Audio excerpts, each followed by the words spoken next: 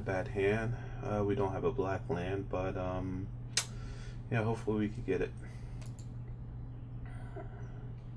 We have a few turns, so yeah, let's do it. Let's keep it.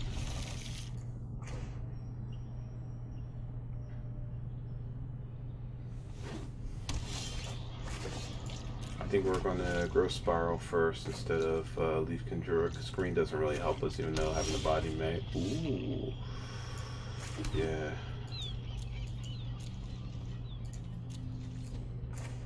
Yeah. Dragon Sword was just fine.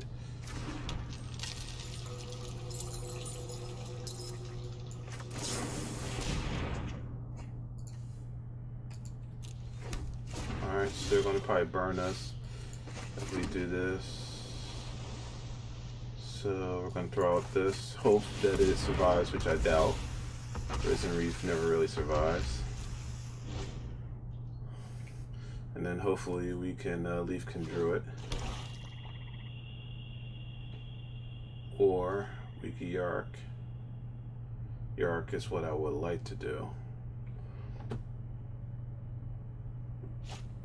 I had a feeling Dominion Dragon was going to come out. We'll take the 5.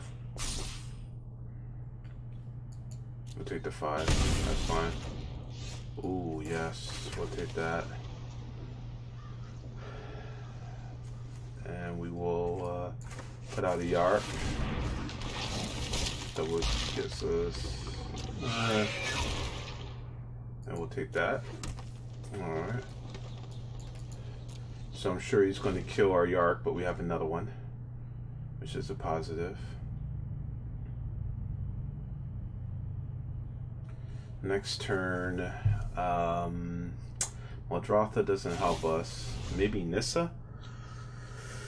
Maybe Nissa. If we Nissa, we can then Leafkin. Alright, that's fine.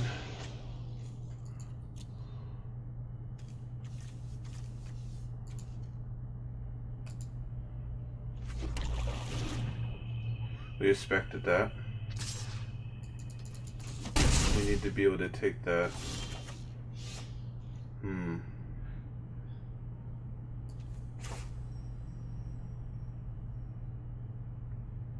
We could put out him. Allows us to draw again. And there's tap. Done. Yep. Now we can throw him out.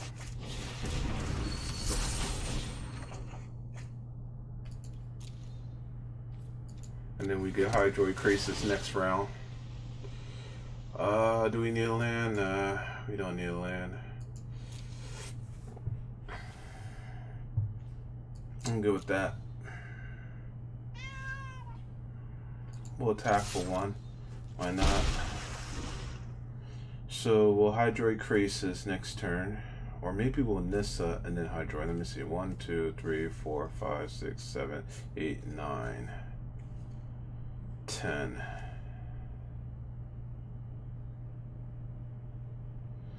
We have 10. That'll give us 5 health, which will put us back at 10, which is good for the Demanding Dragon. I think that's the route we're going to go. Because he doesn't seem to be pushing anything. He's going to pass to 5. He's going to try to kill. That's fine. We got another one to replace it. So I think what we do is we put out a Nissa. I will protect the virtue of this world. We bring back Nissa to bring this back. Behold, nature's true power. We attack. Get back 3.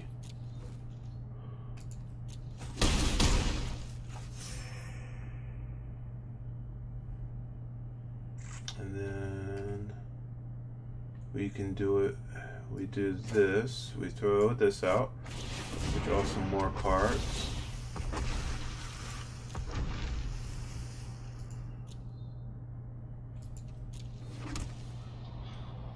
And then 1,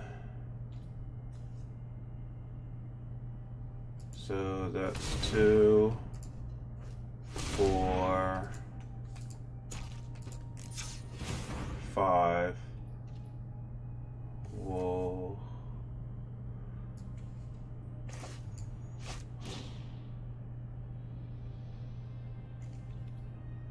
Let me see.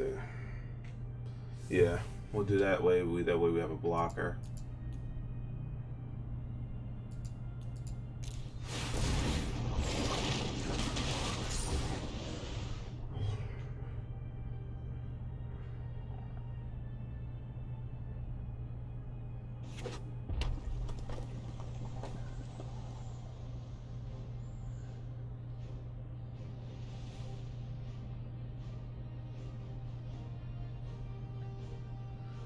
So we got a blocker.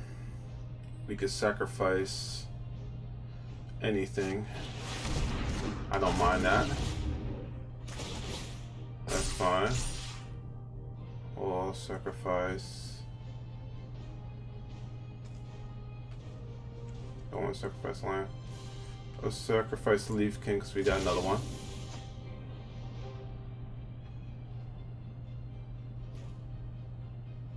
So he's got to do 4. He's going to probably do 2 more Hydrate Crisis.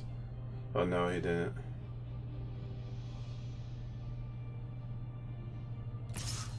That's fine. I'll block that.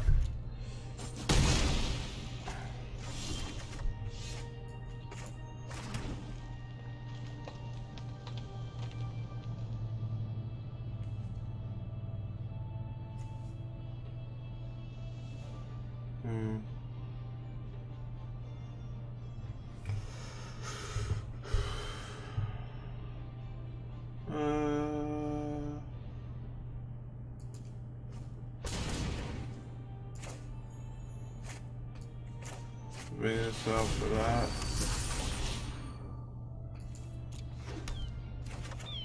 Nice.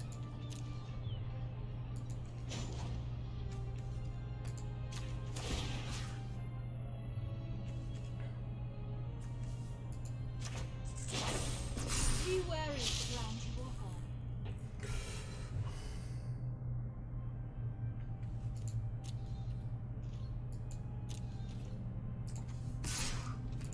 We'll cast that. Should give us +3.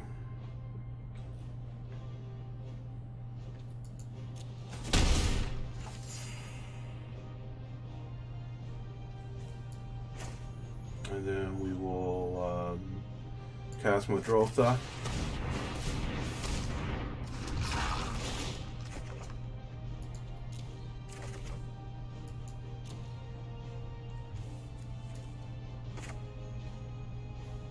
And how much is 5? So if he casts this, we don't have enough, and he comes down, he sacrifices. We don't have enough. But we can Dream Eater. I think that's what we do, because that's 2, 4. Yeah, it's only 4. And this is 2, 4, 5. And this is 5. Okay, yeah, we could do that. Okay.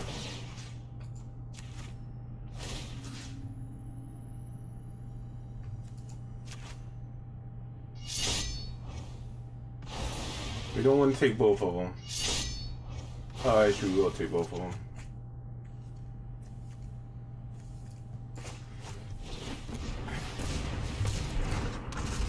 Which forces him to take 5. And he dies. Booyah! Woo! What a match. What a match. I forgot it procs twice. Oh, man. And there we go.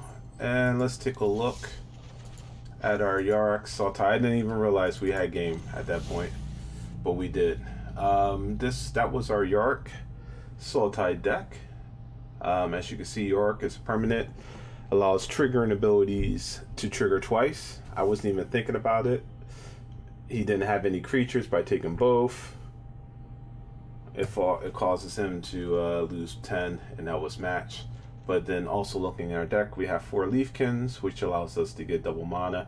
I was hoping that you would get 4 mana instead, because it technically is a forest. So you would think with Nissa you would get 4 instead of 2. But we only got 2, so it was me testing. We get a Paradise Druid, we have growth, 3 growth, 4 Cloudkin Seers. This is our source of draw. We didn't really see that outside of the Risen Reef, which we also have for draw, and also to get land. We have Chupacabras, which allow us to basically do removal. Hostage Taker, as you can see, could win the game for us because we have so many lands. Golgari Finebroker, which allows us to basically return anything from our grave. This is just something to work also in case if we don't have Madrotha. Nissa, which allows us to get double our green, which allows us to get more mana, which of course allows us to play our cards, steal cards, and play cards. We already went over Yarok. Here is Dream Eater. Dream Eater, of course, allows us to put back cards. We had Dream Eater. We had a chance where we could have played Dream Eater, but we were lucky enough to draw the, as you can see, the Hostage Taker, which allowed us to play and win the game. We have Madrotha, which we did draw. We did play him, allows us to play from the graveyard. I was trying to see what we were going to get. If we didn't, I was going to replay the Hydroid Krasis again just for the life portion of it. But lucky for us, we didn't really need Madrotha in this case. Agent of Treachery, very good. Unlike the Hostage Taker, Agent of Treachery allows us to target any permanent. So this allows us to get lands, this allows us to get enchantments, artifacts, and even planeswalkers. Very, very, very good card. Hydroid Krasis, as we see. So reading Hydroid Krasis, it says Hydroid Krasis enters the battlefield with X/1/1 counters on it. It doesn't say add X/1/1 counters on it. It says it enters with X/1/1 counters on it. So that is probably the reason why it does not proc. It probably goes 2 times, but since it says it enters with that many counters instead of getting additional counters, let's take a look real quick. We'll take a look real quick at Ugin. I'm very curious to see the words on Ugin real quick. So Ugin says he enters the battlefield with X/1/1 counters on it. So I guess it's the same. So are all Hydras like that? Let's see. Are all Hydras like that? Double the enters the battlefield with X/1/1 counters on it. So we're going to have to test that theory. I always thought that Hydroid Krasis' second ability would allow him to get double the counters. So if you paid 4, so 6, 4 that you paid, I would think that he would become an 8/8. But I believe because it says he enters the battlefield with those counters instead of add those counters, it's not additive when the ability procs twice. But we'll look into it. Comment down below. Let me know what your thoughts are on that. Here are our lands. Pretty much basic lands itself. 2 islands, 2 swamps, 3 forests, 3 drowned catacombs, 3 watery graves, 2 overgrown tombs, 1 temple of Malady, I'm probably pronouncing that wrong, sorry. 3 breeding pools, 3 hinterland harbors, 1 temple of mystery.